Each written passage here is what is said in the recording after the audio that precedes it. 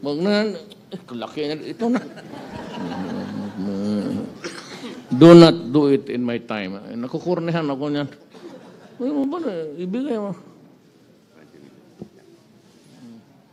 Yung namuliti ka dyan, pera naman nila yan.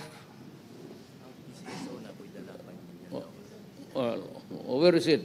Wag na yung, do not do it again. Cut it. I do not like it. Sandra ka. Sandra.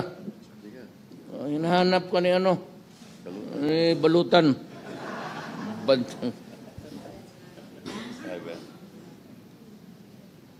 This is for coming from? PCSO. Okay. Salamat ha. Right. So you have 25 initially. Spend it the way you want. But for the people. Wala akong ano dyan. Pagkain. Sanitation, I said, is very important. We will remedy the situation. Yan talaga ang problema, even in Marawi. And for the years that I've been with the local government, it's almost the same. Fire, flood, ganon. Bantayan lang ninyo yung sakit, pati it's aggravated by a poorly attended to sanitation or hygiene. So, ang pinaka ano dyan is important is DOH, including the lahat naman siguro. This money of Secretary Piñol is offering, he has 100 million kung gusto. But if there's an immediate and urgent need to spend for agricultural aspects in this crisis, Secretary Piñol and ito si with the Undersecretary Puyat sa Agriculture, they're ready to give the money anytime. Quick Reaction Fund. So, mas mabuti yung it's geared towards agricultural problems muna to take care. But we will be there to rehabilitate. It's a matter of how far the destruction of lahar would cause on the soil of your province. Yun lang ang worry natin. Nothing grows. You have to wait over time for the soil to get the characteristics of a usable for plant and for living thing. Sana maghinto na lang. Kaya ako nagbiro ako, Governor, nung umalis ako, I was really worried because I was going to India. And ayaw ko sana magpunta, but you'd know later that it could cause some diplomatic. So I had to go, and I was able also to get something from them, both our support for ASEAN. So pero nung nagsalita ako, sabi ko sa airport, birong bata, sabi ko na kung if you happen to meet Miss Mayon, sabihin mo sa kanya, galit ako sa at tiniming pa niya yung magdadala ako ng problema doon sa sino ba naman may gusto, so I have to keep track of everything. Every now and then I'd like to I ask my aide to show me what's modern technology is really very, very good. So I'll keep track of the physical and the unseen problems of a situation, which also called like ang gusto ko lang malaman dito kung may reklamo na kulang ang aming response. If there is a short of the services that we are expected to do, let me know kasi gagawin natin kaagad. Maybe we will always have some money for you. I'm sure. Huwag lang magsabay itong lahat ng bulkano sa Pilipinas. Kung sabayan ito ng Mount Apo, yung sa akin, malaki yung problema yon. But the last time it was glowing, I was high school. So, yung ganon, yung started with like a flare at a distance, and it stopped. Because siguro sabi ni Mayon, wag mo akong unahan. Let me explode first. I don't know why, but bakit ang mga Bicolano ang inuna? Marami namang, of course, Pinatubo was also really hell for us. So,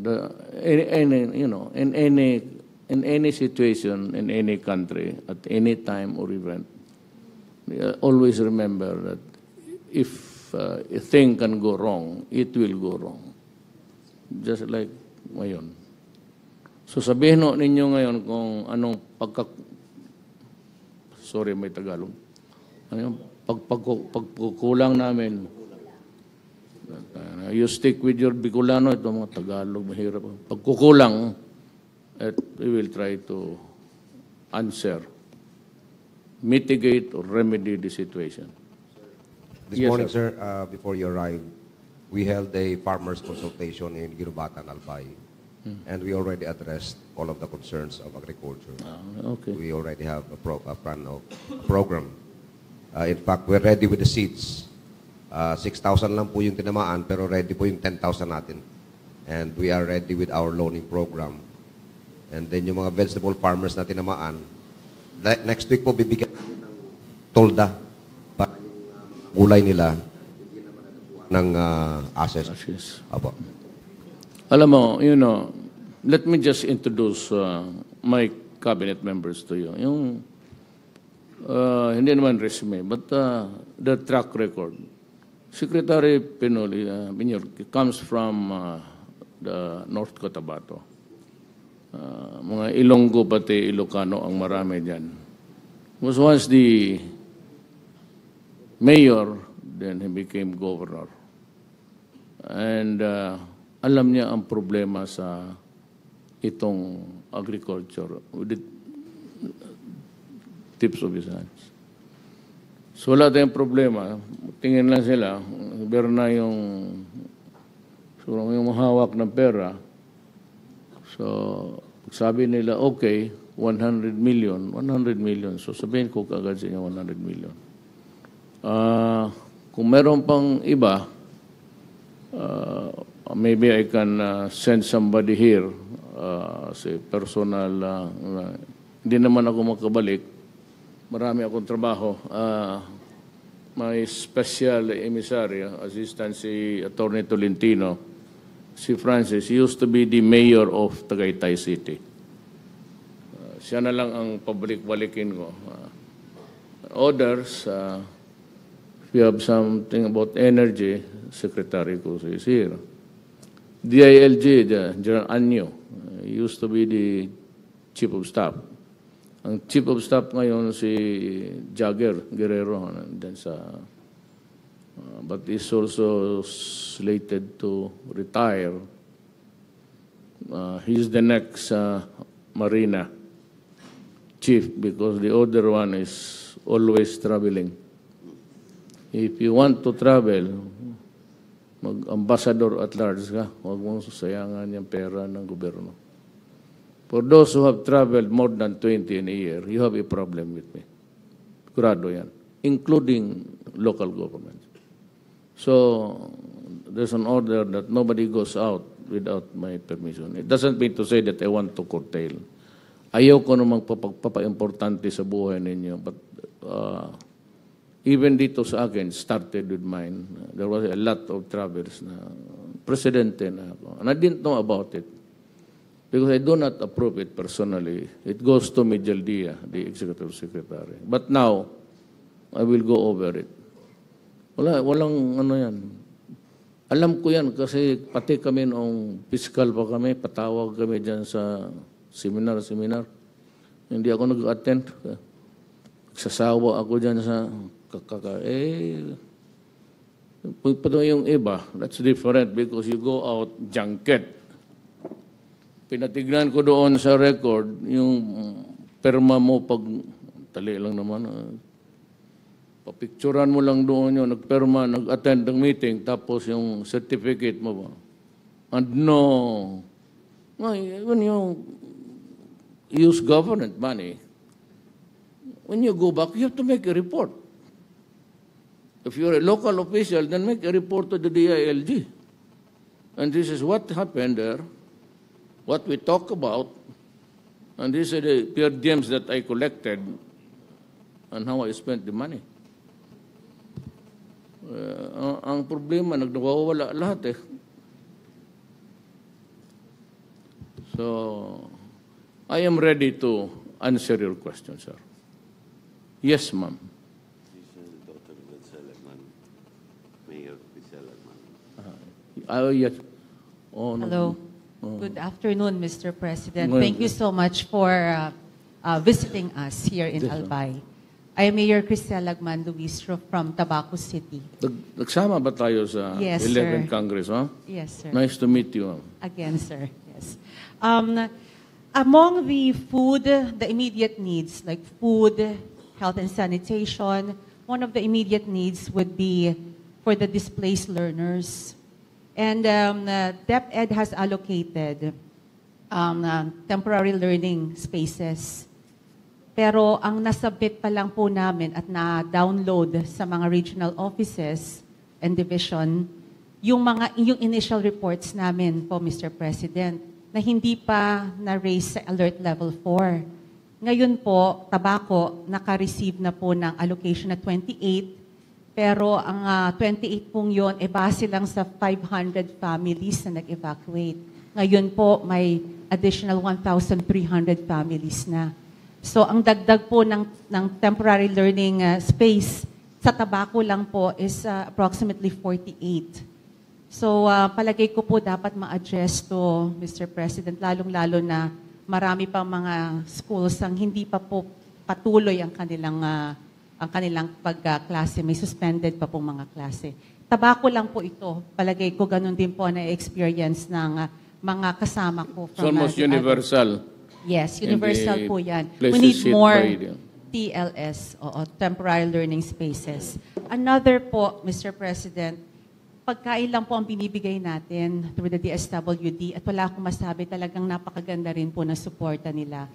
Ang problema po, hindi lang naman po pagkain ang kailangan. Kailangan din nila ng paggastos sa ibang pangangailangan nila habang nasa evacuation center. And we're talking about displaced farmers. We do not allow them to farm back doon sa permanent danger zone. So, wala po talaga silang hanap buhay. Maganda at merong tupad program ang DOLE, pero po, ang request ko nga, kasi 10 days lang po ito at computed at 290 pesos a day. So that would be around 2,900 per family kung tatargetin natin na kada pamilya mabibigyan ng isang tupad worker. At ang pasweldo po nito is every 10 days. Pero po ang pangangailangan, hindi po every 10 days. Kaya sabi ko po sa ating regional director, kung maaari, maging at least man lang twice or even thrice ang pasweldo dito sa 10 araw na to. Ang 10 araw pong ito, para lang sa short term talaga, paano po kung nag-extend to ng buwan. So sana po madagdagan rin ang suporta para sa emergency employment. Dahil hindi lang po food, para may cash needs din po ang ating mga evacuees. So ilimit ko muna po doon sa dalawang yon kasi baka yung iba kong mga kasama may napapansin rin na mga pangangailangan na maaari pong matugunan ng pagbisita ninyo sa amin. Maraming salamat po. That was the predicate that was given to me, to us by Secretary Pinyon for those displaced and emergency assistance. There's 100 million for that. Ang alam ko po, livelihood support, Mr. President. Oo, pero hindi na sila maka-farm back doon. Kaya kung seeds naman to, hindi pa nila maitatanim po ito. So, ang kailangan po nila is talagang employment outside their farms. Let me ask Secretary Piñol to answer you, ma'am. He might be in a better position to explain it further. Thank you, Mr. President. Alam niyo, ma'am, sa planning process ng DA, talagang tuloy na yung disaster. So we came up with a program called SURE. It's Survival and Recovery. Ito yung ating emergency loaning program for farming families affected by calamities. Ang SURE stands for Survival and Recovery. 5,000 po ang initial release natin sa mga farmers na registered sa RSBSA, or which is the registry system for basic sectors in agriculture. Ito po yung talaan ng mga farmers na talagang accredited. No? So sa bawat farming family, meron po tayong pinapautang, walang interest, walang collateral, over the next 3 years, 5,000 po para pambili nila ng pagkain. Yun po yung immediate na pwede namin ma-release. In fact, kanina po, Mr. President, sa Ginubatan, I told the mayors who were there na pwede nating i-release to starting next week. Kasi po dadaan pa po kami sa proseso. We have to find a conduit na magbababa po kami ng pera sa isang conduit. And then after that, the next amount would be 20,000. Ito na po yung recovery loan. Wala din pong collateral, wala din pong interest. Pero ito po, pambilan na nila ng binhi, abono, at kung ano pagkailangan nila para mag-recover sila. Ito po yung immediate po na pwede natin ibigay, Mr. President. But I think the urgent problem would be at this time yung hanap buhay pati. In the meantime, that aside from being food on the stomach, the other things that they would need personally as ano nila, sanitation, everything, clothes, and maybe jackets if they are still out there. This would be, Francis, just kindly take note of the problem. I will discuss this with you and the secretary. We have a cabinet meeting coming up.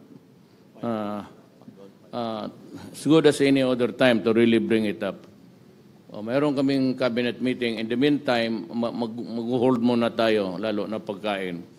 At yung surveillance ng intense surveillance about infections and diseases in evacuation areas. Most important is really yung sanitation. Kasi kung baskas-basaan lang, sigurado yan. Dysentery yan. Pagka, if there is no place where in the meantime we can really place them in a safe, kailangan mo ng mga tawag nito, yung binubuhos dyan sa agwa, I forgot the name, but it stinks, but it is good for sanitation.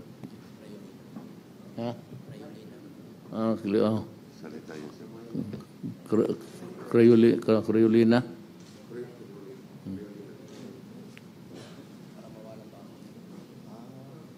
Sabi ko, it stinks, but you put it at least a little bit distance.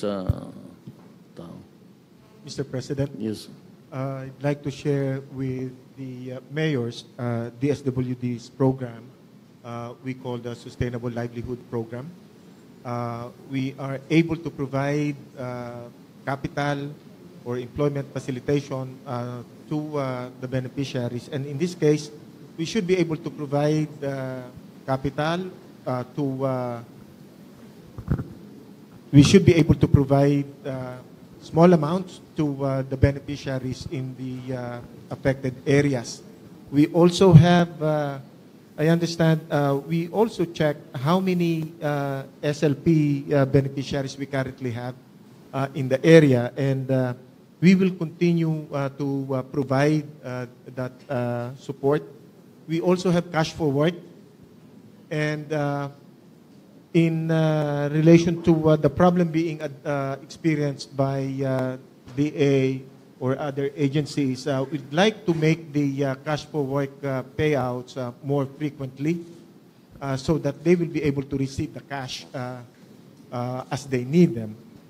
The Pantawid beneficiaries, this morning we already met with the regional office, and we decided that we will call for the suspension of the conditionalities so that our beneficiaries will be able to receive the cash without having to meet the conditions for the Pantawid program. So, Mr. President, I think in addition to what DA, what DOLE provide, DSWD can also offer its cash for work, its sustainable livelihood program, our Pantawid programs to the beneficiaries of our program within the affected areas. I hope that helps, and let us know how we can further enhance our program in your area. Thank you very much. My only question is, when do you start? Or when can it start? We already discussed this morning and we made the decision, and therefore we should start immediately. Tomorrow? Right now, we were already able to download about 20 million pesos worth of family food packs and non-food items to the region. I'll just, hindi ako mahilig ng committee. I'll just task Secretary Tolentino to call you. Do not wait for the cabinet meeting, that's too far away. Tapos, he will just inform the local units concerned about it. So today is mga Monday.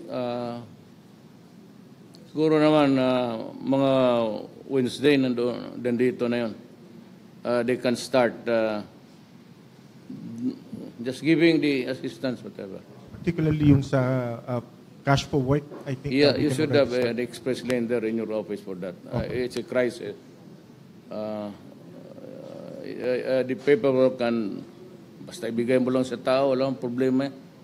You can fast track it, or the paperwork can come later. Sino pang yung may program sa DOH, yung tulong? Alam ko, pati yung DSWD. Any other agency that has may mga component talaga. Every agency has a component for crisis management. Who else? PAGCOR is really one. Kaya dapat yung lahat ng sugal mapunta sa tao. Sandra, pwede mong dagdagan? Mga kaibiganin mo na yan, si Balutan para kung nakabayan, sabi ni Mayor, padagdagan na lang. Maybe they can, you can just give 5. Can I ask for about 30? Okay. Tawagan mo lang si, wag mo siyang tignan. Sabihin mo lang, saan si Pinili? Si Pinili na lang, General Pinili. Alam mo bakit puro general yan sila? It's kayo alam ninyo yung sa local government unit, especially one who was handled national. Takes forever for people to move, that's why. Kaya puro general, but of course, Anyo, Jagger, but madali utusan Then, pronto. So, sino pa? Sino pang Mr. President? Yes. Ay, sir, Tawagin mo natin kasi actually marami kang ginagawa May I call on the RD of DOLE? Kasi hindi naman ganun kalit yung ginagawa nila. 30 million po yun. Kaya kung sama mo po ng 70 million, sakto-sakto na po yun para sa cash needs for 3 months. Wala na tayong problema doon. Bilig about sa mathematics mo. Hindi, marami yung pera yan Magkano ba balansi mo sa DRR? Wala kasi bebot dito 0.4 billion ka, di ba? Good afternoon, Mr. President. Labas ka para makita ka. Actually, malapit na nilang i-implement, sir. Actually, Mr. President, provided a budget of 30 million. We started the emergency employment program today. The payout will happen between February 8 and February 16. He will be coming over on February 8 and 9 to also provide relief goods, Secretary Bello. Sir, can I call another of your members? DepEd. Alam mo kung sino kung may pera, ha? Believe ako sa iyo. Mr. President, may I call first DepEd to report on TLS kasi fully complied po na nila yung request dito eh. May request? Meron yan. 31 Meron yan. Meron yan. Sigurado. Sabi ko, lahat ng ano merong component for I'm sure. But is Secretary Briones around? Good afternoon, Mr. President. I am reporting for DepEd. As of last week, DepEd Central Office has already downloaded million for the construction of 163. How much? 13 million, sir, for the construction of 163 TLS. Now, this report is based on the 6 to 7 kilometer radius danger zone.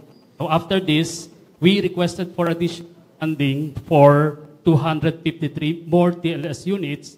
And as I was talking with Mayor Crisel earlier, I verified from our central office and being processed. Thank you. Yes, alam pa. So, sino pa, Joey? Mr. President, Kasama kami sa Congress. dalawa ko kaming former governors dito. Mukhang yung food po talaga kailangan DSWD po mag-shoulder. Hindi po kakayanin namin. Kaya pakiusap ko yung 50 million, bigay niyo po sa PG. As marami yung silang ginagastosan, animal evacuation, operations po ng primary care, pati po ang curative care po. So, ang suggestion ko po, kasi yung ginagastosan po ng Provincial Tabalba, sa tingin ko yung 50, sir, sakto yun po, pero kailangan yung pagkain, DSWD pa rin. May QRF ka pa naman, sir, di ba? At saka meron ka pa naman disaster fund, di ba? So, combine mo yun, ikaw may pinakamalaking pera dito eh. Pero sir, hingin ko po sana dito, sir, kaya po nila, sir. Ang hingin ko... Kung sharing dyan eh. Mr. President, sir. Governor kayong dalawa. Ano governor kayong dalawa dito? Dating governor. Dalawang former governors kasi, sir, nag-usap po kami kanina na sabihin po na yung naiyaw si Al, nasabihin sa inyo yung 50 po, akma-akma lang po yun sa gagastusin po ng provincial government. Sa mga pang-araw-araw po nila, marami po silang ginagastusan. So ang pakiusap po na sana yung food support na 1 pack every 2 days, i-maintain nyo po. Total, diretso na sa LGU para makafocus ang ating PGA sa kanila pong mahalagang ano. Sir, ang tanong ko na po, yung cash for work mo ba? Baka na naman yung SLP mo? Sir. Yung SLP mo, sir, pang 4-piece lang yun? SLP program is not limited. Dapat pag disaster, sir, universal. Pangalawa, sir, yung cash per work mo, baka napaka-burdensome ng mga documentary requirements? Hindi po. I think we just need to establish yung identity. We need the support of the local government. 292 pesos per day din para minimum wage sa Bicol, sir. Imamatch namin kung ano yung binibigay ng Katulad po DOLE. ng tupat. Magkasama po sa DOLE. So, Mr. President, ang natitira lang po talaga, yung 700 po na toilets at 300 na CR. Kasi kailangan nila, kaya yung iba po napipilitang umuwi, kasi nga po talagang congested po yung CR. Ibig sabihin yung toilet bowl. Yung CR po, yung pinapaliguan. We will solve the problem, all of it, next week. Thank you, Mr. Before President. the end of next week, tapos na ho yan. Kasi, gobernador ka pala. Ako naman, Joy, mayor lang. Hindi, magkasama kami sa Congress. Kaya ako medyo... kasama rin kami ni Ms. Lagman sa... Mahusayan sila. Ako ang hindi tumagal ng lugar na yan. Louis Toking. So, nandito si Presidential Advisor, si Attorney Panelo. Nandito talaga siya kasi Bicolano talaga to. Francis, ikaw nang mag-coordinate sa lahat. I want it done by the week's end. So, Saturday, tapos na yan. It is delivered na. I count by the hours eh. Ayaw ko yung, and I'm not fan o yung mga committee. Isang tao lang. Kaya general ba yan? O ikaw yan. Pero mag-committee kayo. Magkatai-tai yan. Yung sec ng DPWH nandito. Nangako na. O si ano. Ito na. Galing Davao rin ito. Yung sec Dimas. Oo. Mr. President. Di ba maranaw ka? Maranaw ka? Ano? Ilonggo? Linti. Damo isang Ilonggo nga. Dito ka pinanganak pala, Francis? Yes, sir. Yes, sir. Sir, with due respect, after you leave, can you direct DA, DSWD, DOLE, and DepEd, together with the 9 mayors and the governor, to sit down with us, with me. And so most probably, we can submit a report within 48 hours. Pala, rito pala yung ano eh. Ito po ako pinanganak, malapit sa Mayon, sa Ginubatan. Pwede mong akyatin yung murahin mo doon, galit na galit talaga, walang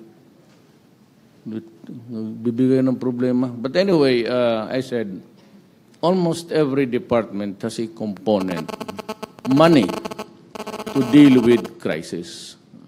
Ang pinakamalaki niyan, ang education. Pati yung DSWD.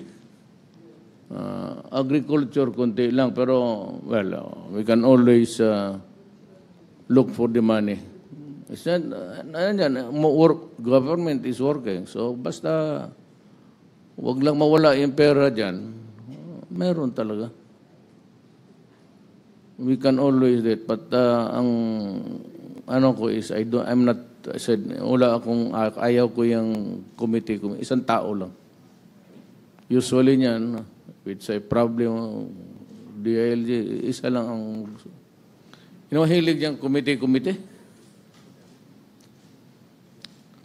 So, isang tanong, Art, bakit hindi operational itong airport na ito for night flying?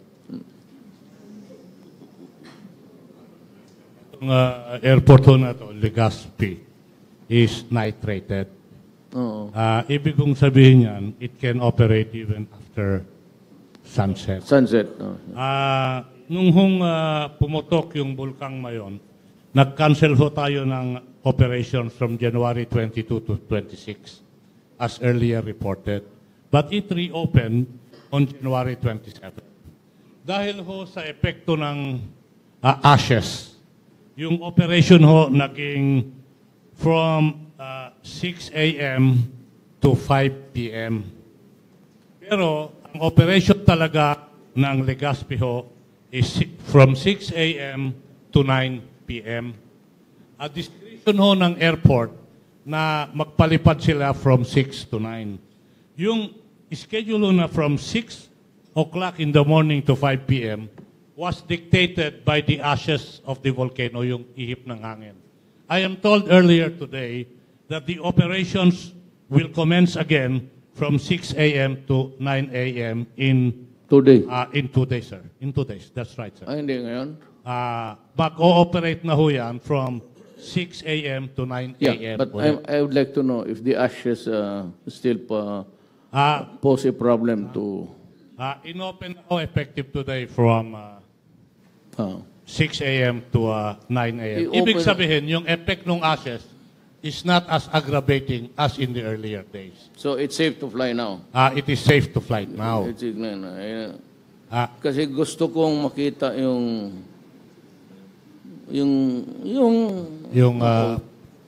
wala man ako makita kanina. Yung Naga ho, na ayun ho yung available airport kung sakasakaling hindi ma-operate yung Legazpi pag nag-albruto ng todo yung Mayon. Operational ho yan from 6 a.m. to 2 p.m. However, by just issuing a NOTAM, I can extend this to 5 p.m. Unfortunately, it cannot operate up to 9 p.m. kasi hindi pa ho night rated. Kung sakasakali, at sana naman na nag-albruto yung Mayon, pati yung hangin na apektuhan Naga, ang gagawin ho nating paliparan ay yung nasa Birac saka yung nasa Masbate. Unfortunately, the travel time to connect Legazpi to Birac and Catanduanes more than 3 hours. Nakaabang ho dyan ang DOTR na kung sakaling mangyari ito, meron ho kaming tawid pampasada kung saan we will extend the help, support, cooperation, and even subsidy to transport these people needed from Legazpi to either Birac or Masbate. Ayun po yung aviation network dito sa lugar na to in relation to the explosion of Mayon. Yung mga tao sa labas, pumunta dito yung mga turista, foreigner, manood lang. Tapos, Para manood. No? bahala na ako mag-assess niya. Hindi mahulog. We will try to stay a while until maybe 6 o'clock and see if we can have a view of kasi lahat ng nakikita ko doon sa was posted by you, Joey.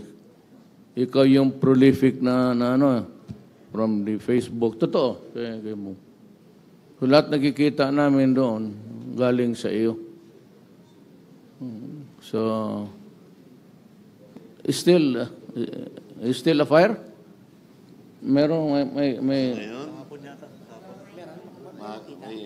ngayon wala. Sir, patuloy pang lumalabas yung lava. Makikita sa gabi? Sa gabi. Basta walang clouds kita. Oo.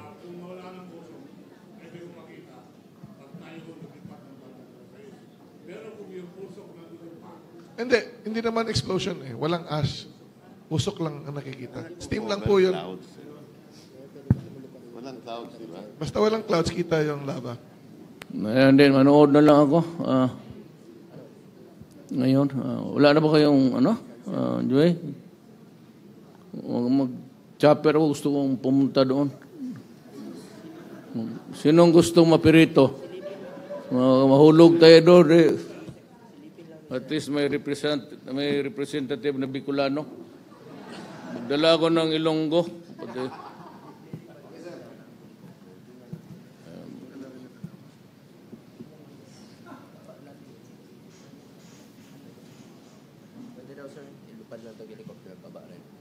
Magbawa tayo doon. Kung wala ng reklamo. Kung sino ang gusto ko, representative, Ilonggo, Bicolano, si Joey. Damay-damay na tayo. Total, nakuha mo na lahat sa buhay, Joey. No more mountains to climb ka. No more challenges to meet. Nakasakay ka dito ngayon. Pag nahulog, isang gobernador, ikaw, ma'am, wag muna kay wag mo kompromiso tayo. Pareho kami ni Joey, walang asawa. Wala kami problema.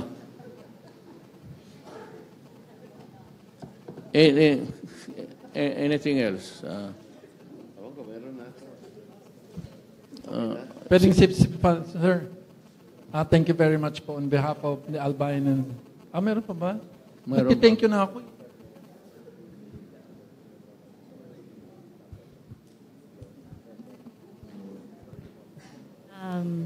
Good evening. Good afternoon po, Mr. President. Do not worry, I'm staying on until gusto ko makita lang. Okay. Yeah, nandito na rin ako, yung ibig sabihin. Isa pa pong problem namin, yung evacuation rooms. Kasi yung ideal po is one room, 10 families. Kami po umaabot ng 40. Yes, sabi ko nga, yung overcrowding. We will try to send as many as we can afford. Francis would... we will try to get some. Meron diyang ginagamit ng military na parang malaki talaga. They can also just spare. And isa pong suggestion po sana, Kasi halos every year po, nagpapa-evacuate kami. Dahil po minsan sa bagyo at saka minsan po sa, eto nga po, pag Arapang Mayon. Siguro po, parehas po kaming mga mayors, kailangan po namin ng permanent evacuation centers para po hindi na lagi na lang po every time na may evacuation, yung mga estudyante po laging natitigil po ang kanilang pagpasok. So mas maganda po kung meron po kaming permanent evacuation center. It's a truism everywhere. It's always in any situation. The school is public schools become the sanctuary, the refuge. Yes. Sige ma'am, well, but wala yan sa budget. But maybe we can consider it. Kayo hindi nyo kaya. Maliit lang po ang budget po namin. Actually, meron po kaming isa. Binigyan po kami ng ESEED, pero hindi po sapat. Sige ma'am. I will Thank you very much, Mr. President.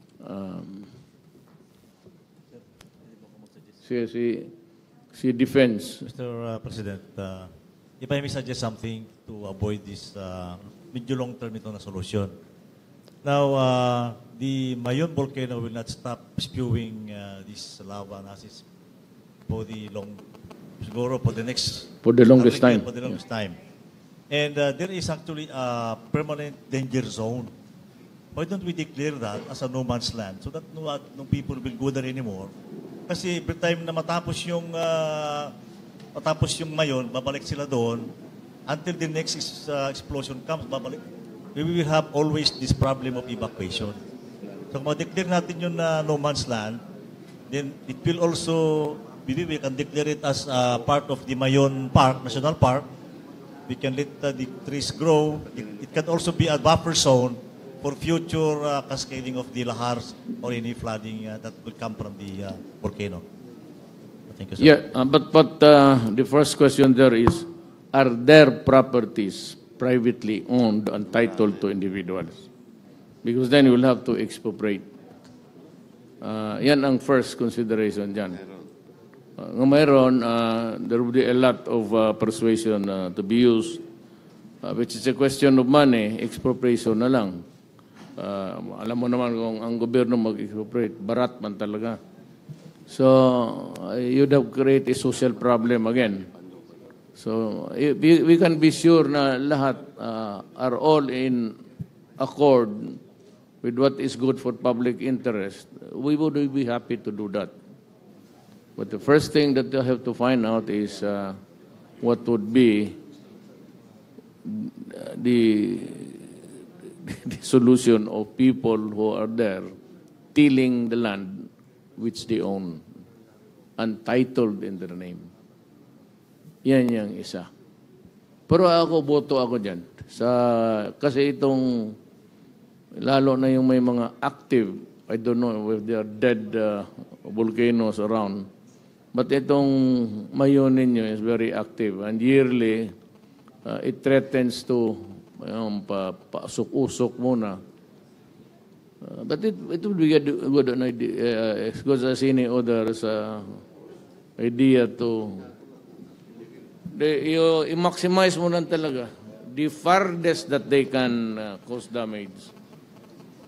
Yes, meron kayong suggestion? Sana ma-harness lang natin ng electricity ang yawa na yan. Wala nang problema si... Yes, sir.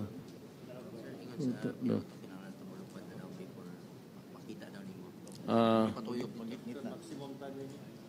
Mag-take off na daw kami. Talaga, Joey. Pag kinain kami sa loob doon, babay na lang. Talaga.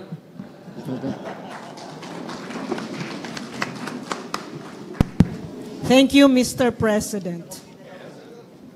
That concludes